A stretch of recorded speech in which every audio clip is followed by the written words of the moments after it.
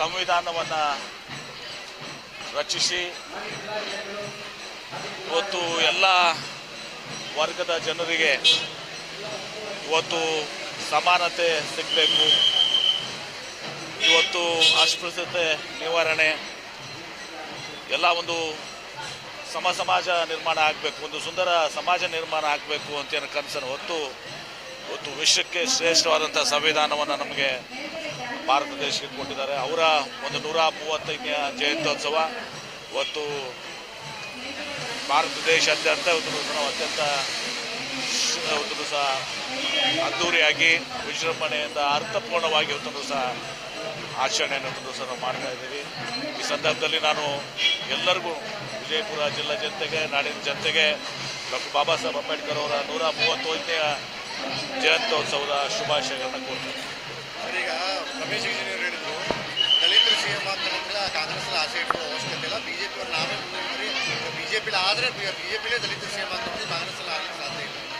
ಅವರು ಭಾಳ ಒಂದು ತಪ್ಪು ಗ್ರಹಿಕೆಯಲ್ಲಿ ಇವತ್ತು ಒಂದು ಅರ್ಥ ಮಾಡ್ಕೋಬೇಕು. ಅವರು ಯಡಿಯೂರಪ್ಪನವ್ರಿಗೆ ಒಂದು ಪೂರ್ತಿ ಟರ್ನ್ ಮಾಡಕ್ಕೆ ಬಿಟ್ಟಿಲ್ಲ ಇಲ್ಲಿ ಏನ್ರಿ.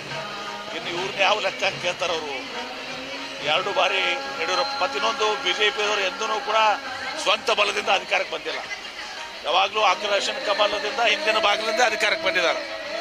ಹೀಗಾಗಿ ರಮೇಶ್ ಜಿಗಜಿಣಗಿ ಅವರ ಕನಸು, ಸಂಸದರ ಕನಸು, ಅದು ಕನಸಾಗೇ ಉಳಿತದೆ ಹೊರತಾಗಿ ಇವತ್ತು ದಿವಸ ಒಂದು ದಿವಸ ಪಾಳೆ ಬರ್ತದೆ. ಅವರೇ ಇವತ್ತು ದಿವಸ ಇದೆಲ್ಲದಕ್ಕೂ ಬೇಸತ್ತು ಇವತ್ತು ಆ ಕೋಮುವಾದಿ BJP ಪಕ್ಷವನ್ನು ಬಿಟ್ಟು ಕಾಂಗ್ರೆಸ್ ಕಡೆ ಬರುವಂಥ ಇದೆಲ್ಲ ಒಂದು ಸಂದರ್ಭಗಳು ಬರ್ತವೆ.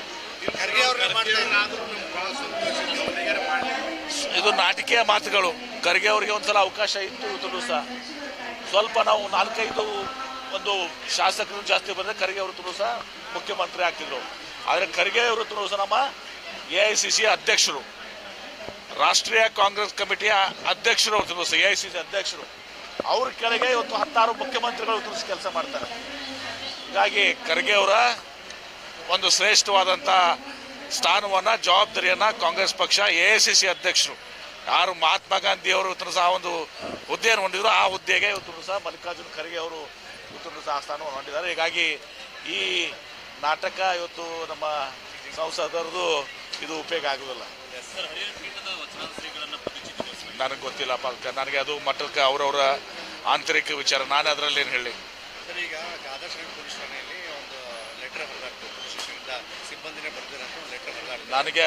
ನಾನು ಈಗಾಗಲೇ SP ಅವ್ರಿಗೆ ಹೇಳಿದ್ದೀನಿ, ಅದ್ರ ಬಗ್ಗೆ ತನಿಖೆ ಆಗಲಿ, ಸತ್ಯಾಸತ್ಯತೆ ಅದ್ರ ಬಗ್ಗೆ ತಿಳ್ಕೊಂಡು ಅದ್ರ ಬಗ್ಗೆ ಕ್ರಮ ಆಗಬೇಕು ಅಂತಂದು ನಾನು SP ಅವ್ರಿಗೆ ಮೊನ್ನೆನೇ ಮಾತಾಡಿದ್ದೀನಿ.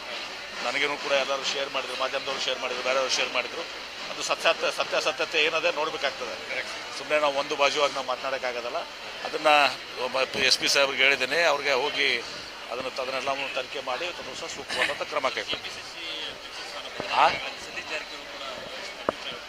ಹೇಳಿದ್ರಿ ನೋಡಿ, ಇದೆಲ್ಲವೂ ಕೂಡ ಕಾಂಗ್ರೆಸ್ನಲ್ಲಿ KPCC ಅಧ್ಯಕ್ಷ ಸ್ಥಾನ, ಮಂತ್ರಿಮಂಡಲ ವಿಸ್ತರಣೆ, ಪುನಾರಚನೆ, ಇದೆಲ್ಲವೂ ಕೂಡ ನಮ್ಮ ಕಾಂಗ್ರೆಸ್ ಹೈಕಮಾಂಡ್ ನಿರ್ಧಾರ ಮಾಡ್ತದೆ.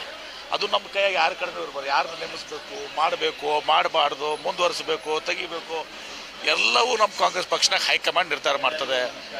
ಏನ್ರಿ ತಪ್ಪೇನಿದೆ? ಅವರು ಎಲ್ಲ 135 ಶಾಸಕರಿದ್ದಾರೆ ನಮ್ಮ ಪಕ್ಷದಾಗ. ಎಲ್ಲರಿಗೂ ಕೂಡ ಸಚಿವರಾಗುವಂಥ ಒಂದು ಅರ್ಹತೆ ಇದೆ, ಅಧಿಕಾರನೂ ಕೂಡ ಇದೆ. ತಪ್ಪೇನಿದೆ ಅದರಲ್ಲಿ? ಅದಕ್ಕೆ ಅದು ನಮ್ಮ ಪಕ್ಷದ ನಾನು 4 ಗೋಡೆ ಮಧ್ಯೆ ಮಾತಾಡ್ತೇನೆ. ನಮ್ಮ ಜಿಲ್ಲೆಗೆ ಯಾವುದಾದ್ರೂ ಒಂದು CM ಸ್ಥಾನ ಬರಲ್ಲ, ಅಟ್ಲೀಸ್ಟ್ ರಾಜ್ಯಾಧ್ಯಕ್ಷ ಸ್ಥಾನ ಮಾತಾಡೋಣ.